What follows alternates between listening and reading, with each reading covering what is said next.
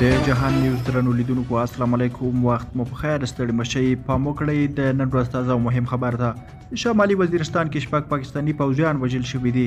شمالي وزیرستان کې شپږ پاکستاني پوځیان وژل شوي. د خیبر پختونخوا په شمالي وزیرستان کې له وسلوالو سره شخړه کې د یو لوړ رتبه افسر په ګډون شپږ پاکستاني سرتیري وژل شوي دي. د پاکستان پوځ نن په یوه اعلامیه کې دا خبره کړې ده چې د پوځ د اعلامیې له مخې ډګرمن محمد علي شوکت چې له وسلوالو په جګړه کې د پوځیانو مشري کوله تېره شپه د شمالي وزیرستان په سپین وام سیمه کې له 5 نورو سرتیرو سره وژل شوی دی.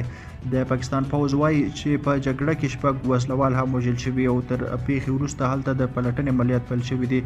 که څه هم د پوځ په اعلامیه کې د ژوبلو سرتیرو په اړه څه نه دي ویل شوي، خو د شمالي وزیرستان انتظامیې او استخباراتي سرچینو ویلي چې په دې پیښه کې څلوري سرتیري ژوبل شوي هم دي.